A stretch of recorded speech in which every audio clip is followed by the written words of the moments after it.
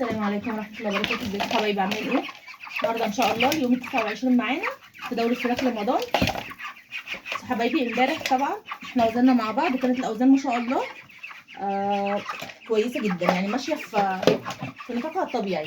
طيب النهارده انا كل اللي عاملاه ان انا حاطه لهم ميه نضيفه ما فيهاش اي حاجه، مش حاطين اي حاجه في الميه، ومش هنحط كمان حاجه النهارده على العلف.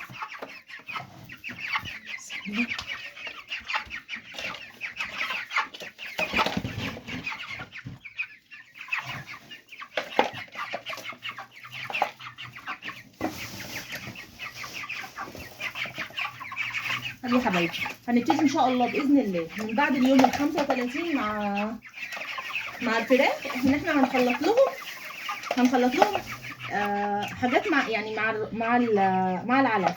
الحاجات دي طبعا هنعرفها مع بعض بعد اليوم ال 35 بعد ما نوزن المره الثانيه اللي جايه مع بعض. طيب هنخلط ليه؟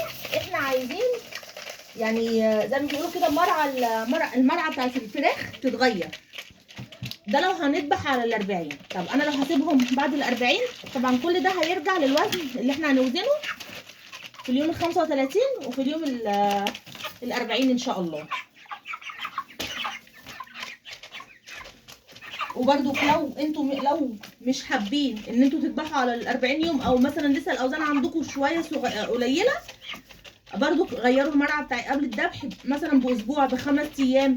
ده بيخلي طعم اللحم بتاع الفرخه مسكر اكتر، ما بيبقاش علف صافي في جسم الفرخه. طبعا مش هنقطع العلف، مش هينفع نقطع العلف خالص. العلف بنضيفه مع الحاجات اللي بنحطها لهم بس بنسب قليله.